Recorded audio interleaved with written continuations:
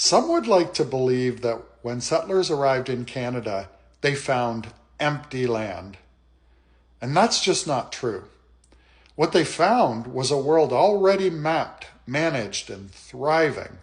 A land alive with knowledge that had been passed down for thousands of years. Indigenous nations didn't just live off the land, they lived with it. Forests were renewed through deliberate burning cycles. Rivers were shaped with stone weirs to guide salmon runs.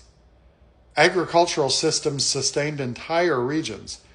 Corn, beans, and squash planted together to feed both people and soil. Trade routes stretched thousands of kilometers across mountains, plains, and to the coastlines. The same routes that settlers later claimed to have discovered. But long before that, those paths carried more than goods. They also carried diplomacy.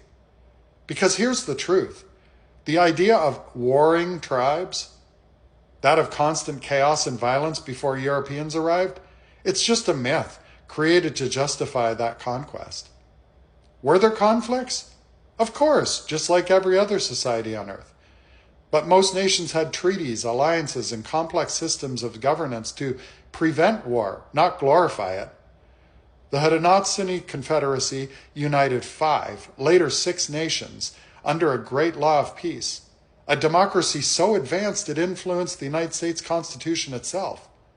On the West Coast, trade and potlatch systems tied nations together through respect and reciprocity, not domination. And across the plains, agreements over hunting territories were often negotiated through ceremony, not violence.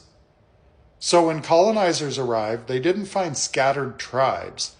They encountered nations, organized, diplomatic, and deeply connected to the land they protected. This wasn't an untamed wilderness. It was someone's homeland, balanced, mapped, and governed. A place of law, of knowledge, of peace. Before they arrived, it was already paradise.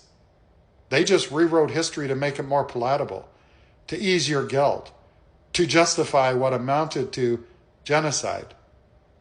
And I don't know about you, but I'd be pretty upset if I were duped into believing that colonizers were the true heroes in this story.